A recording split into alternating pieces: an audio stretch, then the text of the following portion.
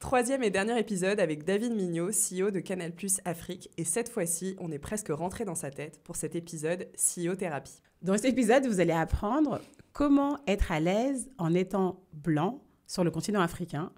Comment est-ce que la littérature africaine a permis à David d'appréhender les contextes locaux. Et enfin, ce qui l'empêche de dormir. Vous allez voir tout ceci dans ce CEO Thérapie avec David Mignot.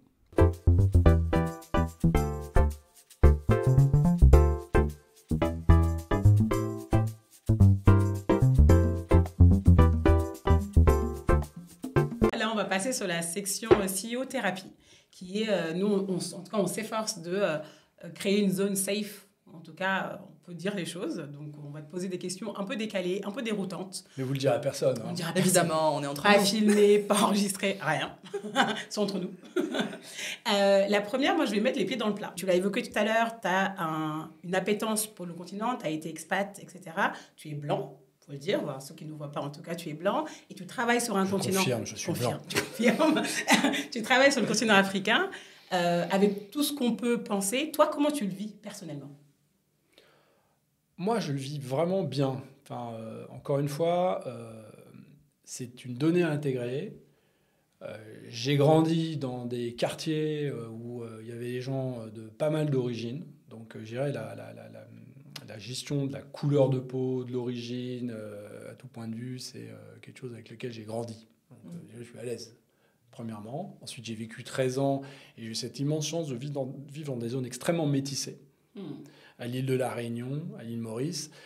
La Réunion, j'avais croisé des chercheurs américains qui faisaient une thèse sur le miracle réunionnais pour comprendre comment, sur ce caillou perdu dans l'océan Indien, des gens d'autant de couleurs, d'autant d'origines, d'autant de religions arrivaient à vivre ensemble sans que ce soit la guerre, quoi. Ils ne comprenaient pas. Parce qu'il y avait tout ce qui explique qu'il y a un problème de vivre ensemble, y compris racial, religieux, niveau de vie, etc. Il y avait tout ce qu'on explique pour dire que les gens ont du mal à vivre ensemble, c'est présent à l'île de la Réunion. 60% de chômage de RMI, tension foncière, passé esclavagiste, passé colonialiste, etc., etc. Et pourtant, il y a un vivre ensemble qui est, c'est pas une légende, qui est quand même assez exceptionnel. Mais parce que les gens ont complètement dépassé les couleurs, les religions, etc. C'est intégré, c'est assez remarquable. Donc c'est un exemple. Donc j'ai essayé de l'intégrer, et puis du coup, familialement, c'est forcément intégré. Donc après, souvent, j'essaie pas d'être ce que je ne suis pas. Parfois, quand dans le briefing qu'on va donner à un expatrié qui va dans un pays, pas seulement en Afrique d'ailleurs, dans un pays aussi en Asie, etc., moi je leur dis donc, lisez, les gens vous seront reconnaissants de vous être intéressés à leur histoire, à leur culture, à leur littérature, à leurs artistes. D'abord, faites cet effort-là. Et puis, en plus, c'est passionnant. Et deuxièmement, n'essayez pas d'être ce que vous n'êtes pas. Voilà, moi, je suis très bien d'être un Français, blanc, etc. Voilà. Et donc, du coup, je le vis très bien, je pense, pour ça. Et je pense qu'à partir du moment où tu le vends bien, les gens le sentent, en fait. Si tu as une réserve raciale, religieuse, genre n'importe, les gens sentent la réserve, en fait. Il ne faut pas l'avoir. Voilà. J'essaye. Quelles ont été tes premières impressions quand tu es arrivé en Afrique ? Subsaharienne, du coup, peut-être. Alors, mes premières missions, ça devait être Cameroun, Douala, Kinshasa. Oui, mais j'avais déjà beaucoup voyagé en Afrique du Sud. J'avais voyagé à Madagascar énormément. J'ai quasiment vécu pendant 2 ans avec mon épouse. On lançait une société. On vivait quasiment la moitié de notre temps à Madagascar. Et c'est vrai que ce qui est difficile, pour dire les choses, ce qui est difficile, c'est d'être confronté aux problèmes de développement, quoi, à la pauvreté, à la difficulté. C'est quand même toujours moi, je pense que je m'y ferai jamais. Et en même temps, c'est du coup un moteur pour se dire, je crois profondément que ce qui a fait émerger l'Europe du même niveau de misère sur les 200 dernières années, c'est le développement économique. Il y a un rôle dans le développement économique. Je crois que c'est les structures économiques qui ont sorti l'Europe, les États-Unis, etc., des difficultés de développement. C'est pas les structures étatiques, ça, j'y crois pas du tout. Et donc, du coup, ça donne un certain rôle. Donc, ça, c'est un des premiers éléments qui est toujours un petit peu difficile. En même temps, il y a ce qui m'a aussi marqué positivement, à contrario d'autres pays où j'avais été, c'est que je trouvais qu'il y avait une grosse solidarité locale. Enfin, il y a moins de misère oppressante que peut y en avoir, par exemple, à Tana, à Madagascar, ou dans des pays d'Asie que j'ai pu voir, ou en Inde. Et j'ai trouvé ça enthousiasmant. Je me dis, OK, les structures sont difficiles, la vie est difficile, mais les gens sont... voilà, et puis surtout, ce qui m'a marqué, c'est l'énergie. Ça, j'ai tout de suite ressenti, en fait. C'est phénoménal. Et ça s'est traduit quand on a créé la chaîne A+, on s'était donné 5 ans, je crois 3-5 ans, pour que la totalité de la grille soit faite avec des contenus produits en Afrique francophone, ouest et centre. On s'est dit, ça va prendre un certain temps, on va commencer avec des contenus d'Angola, d'Afrique du Sud, où les marchés audiovisuels étaient un peu plus structurés, qu'on va traduire, etc. Puis petit à petit, on va monter la grille. En fait, en 18 mois, c'était fait. Et pareil dans la musique, quand on a créé, Universal a créé son bureau à Abidjan, son bureau à Lagos, en disant, bonjour, venez à nous. On a 10 artistes en catalogue Universal Music, on est numéro 1 mondial, on a 10 artistes en catalogue, on veut développer notre catalogue d'artistes. En très peu de temps, ils en avaient 100, 150. Enfin, ça m'a aussi marqué. Et du coup, c'est très encourageant. Et c'est quoi les meilleures idées que tu aimerais mettre en place sur le continent ou pas, que tu n'as pas encore mis en place, bien sûr, que tu aimerais mettre en place? Moi, il y a un point qui m'a... Et dans des discussions que je peux avoir avec des officiels, et il y a un certain nombre de gens dans des gouvernements et que je connais depuis des années, donc on a dépassé le stade un peu de distance, qu'on peut se dire. Et puis bon, je peux donner d'autant plus d'avis que je suis très critique avec éventuellement les actions des gouvernements de mon pays. Je peux être assez critique. Et encore une fois, je crois profondément à la liberté. Moi, je suis toujours étonné que les pays créent des canevas institutionnels et juridiques très compliqués, très copiés des canevas juridiques et réglementaires des pays occidentaux, en particulier européens, qui sont extrêmement compliqués. Je suis toujours étonné, parce qu'il y a à la fois un discours de dire il faut quelque part qu'on invente notre modèle, mais les structures qui sont mises en place, à beaucoup de points de vue, notamment réglementaires, sont des structures compliquées, contraignantes, qui ont été mises en place dans des zones occidentales déjà très développées. Et du coup, pas adaptées au marché, bien sûr. Du tout. Et qui bloquent littéralement le marché. Et c'est un paradoxe, parce qu'en même temps, il y a toujours une volonté de dire halte maintenant, une forme de colonialisme, on va dire, juridico réglementaire. Et en même temps, il y a une capacité à transférer des canevas réglementaires, juridiques, légaux, qui génèrent la complexité, qui génèrent des problèmes de gouvernance aussi. Plus vous demandez à des gens d'avoir des autorisations, plus vous créez des problèmes de gestion des autorisations. Donc ça, c'est le truc qui... Donc si... Voilà, et ça m'arrive parce que du coup, après toutes ces années, il y a un certain nombre de gouvernants, y compris à très haut niveau, que je peux connaître, avec qui je peux avoir une conversation dans laquelle je ne vais pas être le connard de français arrogant qui donne des leçons. Parce que donc je demanderai mon avis si on me le demande. Oui, jamais, je critiquerai jamais. Je peux critiquer mon pays, j'ai déjà suffisamment à dire. Mais si on me demande mon avis, souvent je dis ça, je dis mais simplifiez. Faites confiance aux gens, faites confiance aux entrepreneurs de vos pays, simplifiez les contextes. C'est quasiment mon deuxième pays, est un bon exemple de ce point de vue-là. L'île Maurice, c'est 4% de croissance. Depuis l'indépendance, c'est 4%, 3 à 5% de croissance par an, depuis 40 ans. Et donc mon épouse me dit, moi, quand j'étais petite, l'île Maurice, c'était le niveau de vie de Madagascar. Et aujourd'hui, l'île Maurice, c'est le niveau de vie du Portugal, en PIB par habitant. C'est un pays développé. Et ça s'est fait sans grande révolution, machin, mais il y a un canevas, une espèce d'accord. Et pourtant, il y a un État qui fonctionne. Il y a une police, une justice, pas d'armée. Mais enfin, il y a un État, il y a des structures étatiques qui fonctionnent. Et par contre, souvent, je dis, les déclarations d'impôts, par exemple, d'une société à l'île Maurice, ça tient sur une page. Flat tax, 15%, c'est très simple. Du coup, il n'y a pas toutes les discussions qu'on peut avoir avec des DGI, etc. Il n'y a pas... Tout est très simple, en fait. Et donc, les structures simplifiées, avec un capitalisme efficace, ça a développé le pays d'une manière phénoménale depuis les 40 dernières années. Donc, c'est un exemple. Je ne dis pas que c'est le seul. Bien sûr, en tout cas, ça a marché. Ça a marché.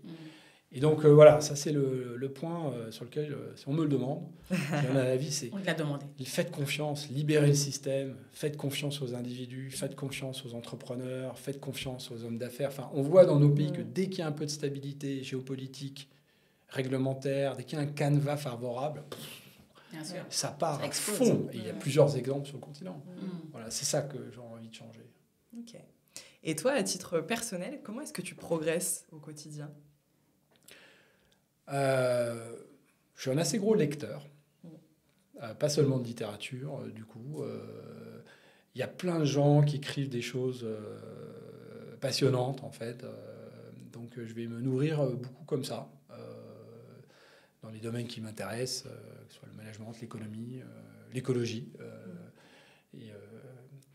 Et du coup, je suis un assez gros, oui, je pense que ça me nourrit. Voilà. Parce que pour répondre vraiment clairement à la question, je regarde sur les dernières années les connaissances, on va dire, qui ont influencé qui je suis, comment je travaille ou comment j'agis, sont largement venus de lecture, en fait. Et qu'est-ce qui t'empêche de dormir en ce moment ? Question un peu bizarre. Mais quel est le problème qui t'empêche de dormir en ce moment ? La taille. C'est-à-dire que on est dans 16 pays. Par ailleurs, je suis chargé pour le groupe d'aider les nouveaux métiers à s'implanter. Donc, c'est pas moi qui le fais, mais notre président, il a fixé un cap pour Vivendi. Il a dit Afrique, terre de croissance, comme un des 4 piliers de développement stratégique de Vivendi. Et ça, c'était en 2015. Et donc, on déroule depuis. Donc, concrètement, ça veut dire quoi ? Concrètement, on amène tous les métiers du groupe en les adaptant sur le continent. Les jeux, la communication, l'édition, comme je disais tout à l'heure, les salles de spectacle, la fibre optique, les télécoms, etc. Et du coup, une de mes missions, c'est d'aider, je ne suis pas en charge, mais c'est d'aider, un peu huggy les bons tuyaux et d'aider les gens. Mais du coup, le périmètre devient très large et donc ça devient compliqué de se reposer. Et fondamentalement, moi j'étais un matheux. J'aime bien ça, les maths parce que c'est des énigmes. Et donc, s'il y a un problème pas résolu, il va m'occuper la nuit. Donc, du coup, j'ai beaucoup de problèmes pas résolus. Encore à l'instant T, plus que jamais. Et comment tu fais pour te reposer d'ailleurs ? Enfin, est-ce que... D'abord, j'ai une famille qui m'occupe beaucoup, donc ça, c'est un bon moyen de dériver son attention parce que d'abord, on est très famille. J'ai 3 enfants, une épouse, on a des projets, on est très nucléaire, donc on a quand même pas mal de projets. Et ça repose parce que du coup, on se concentre sur autre chose. Et puis, j'ai toujours fait pas mal de sport. Donc, je fais de l'escalade.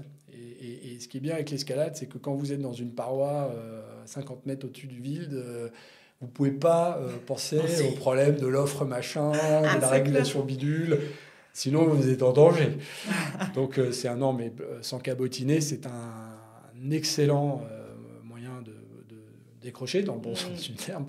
Oui. Et par ailleurs, ça ramène à des choses essentielles, brutes, en fait, naturelles, qui sont importantes pour moi.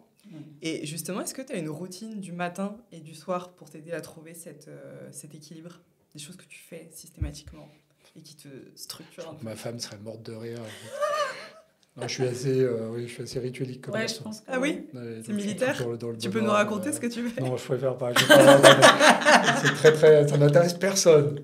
Mais ça peut être intéressant. Mais j'ai plutôt besoin de caler des rituels, finir la journée en pensant à la journée, en calant le lendemain, etc.